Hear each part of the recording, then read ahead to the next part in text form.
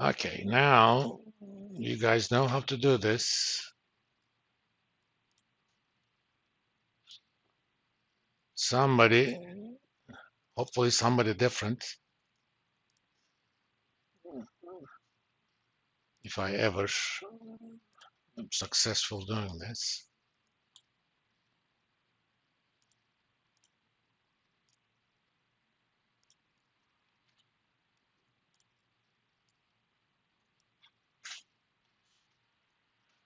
Somebody other than these two tell me what the payback period for this project is.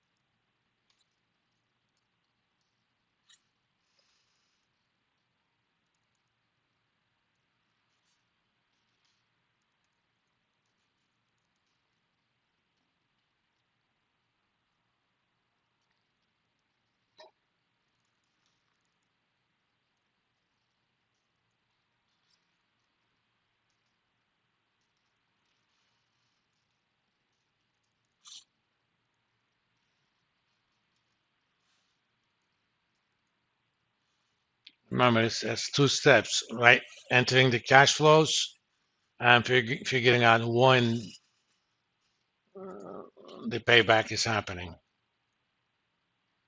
Just reading it off.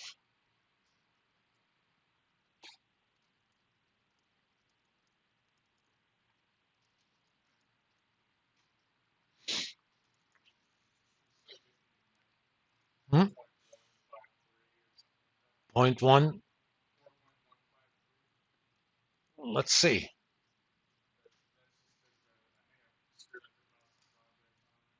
Then change it. That's the benefit of Excel. If you change the inputs, the output changes. You're not using a financial calculator. I hear that other sections of this class is using a financial calculator. There's a reason we are requiring a Business 206, I think. Problem solving with Excel.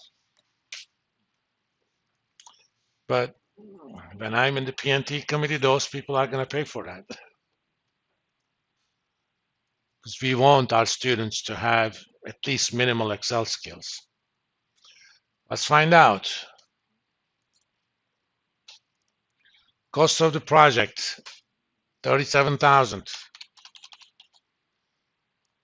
Let's clear the cash flows. 81, 72, 85.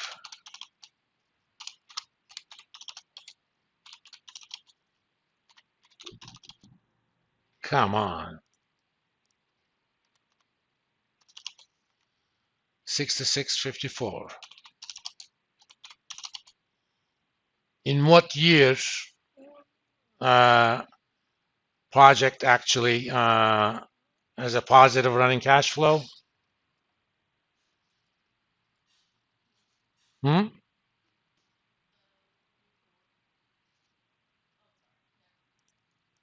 It's never. Okay. Project never pays itself back. I mean, total sum of the cash flows is 35,800. It costs 37, so it never pays itself back.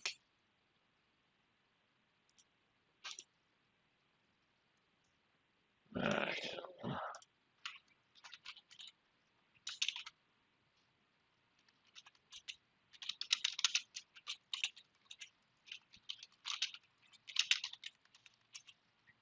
is below the cost of project.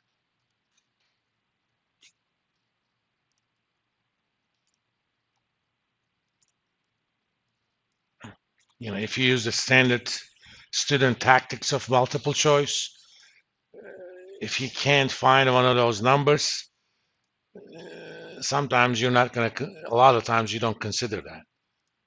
you mark the one that's closest to it. All right. Let's copy.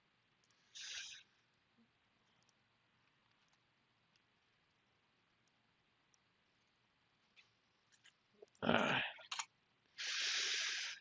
This firm would like to buy $134,000 worth of new candle making equipment.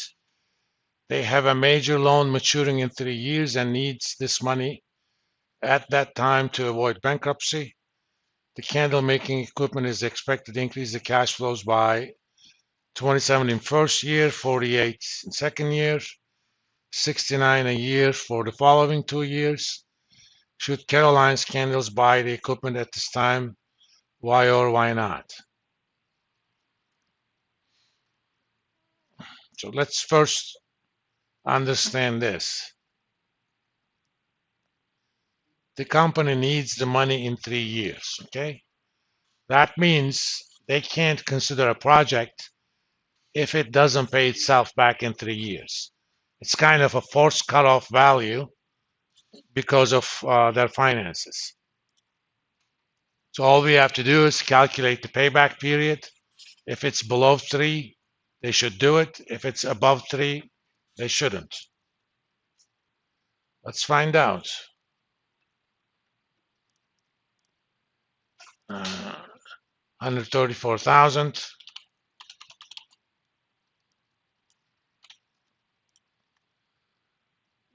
2748. Hmm? Okay, let's find out.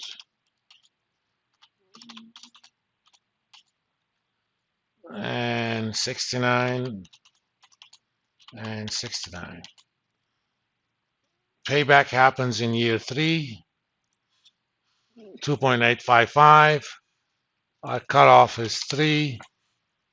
Just going through the motions. You get the green light.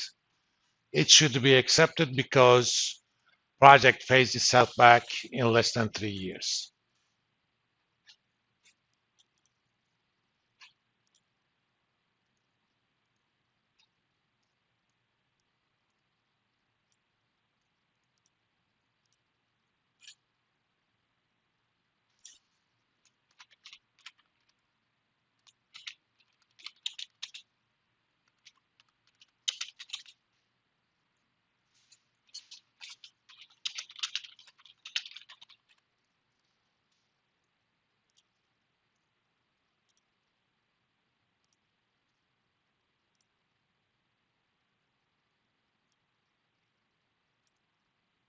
I don't know why it keeps asking average accounting return.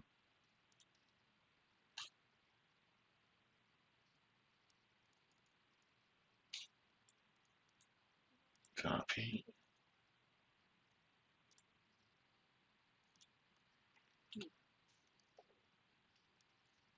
We'll do another set and let's see if we have different problems.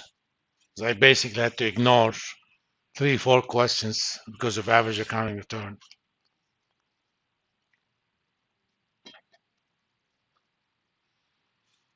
She was going to tell me this number.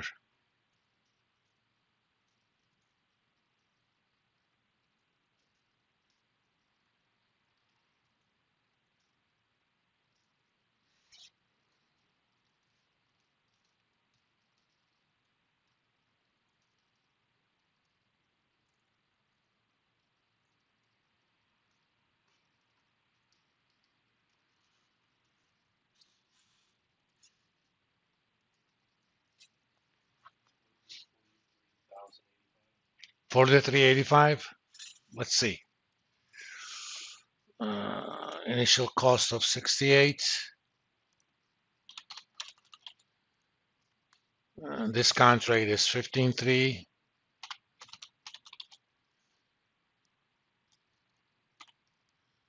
Cash flows are 25 for 8 years. Just read that off. Okay, that's it.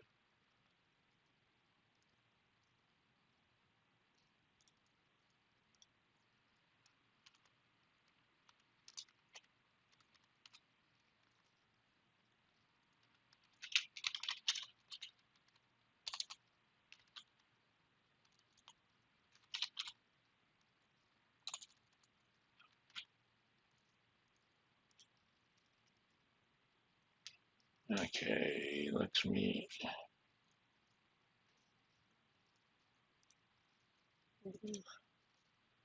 do another stab at it.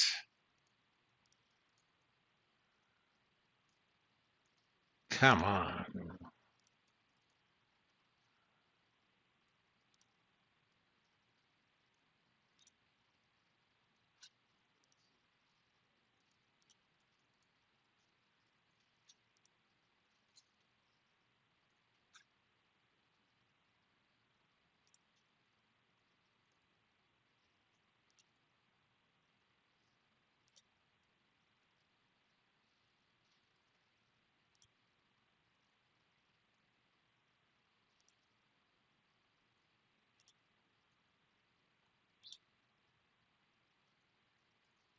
Okay.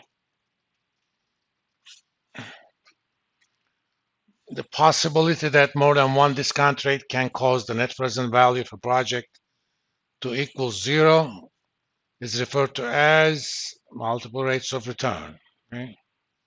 Just by definition. Payback period is a period of time it takes an investment to generate sufficient cash flows to recover investment's initial costs. Since these are definitions, I'm just going fast through them. Don't worry about that. Okay, who's going to tell me this? Modified internal return is specifically designed to address the problem associated with what?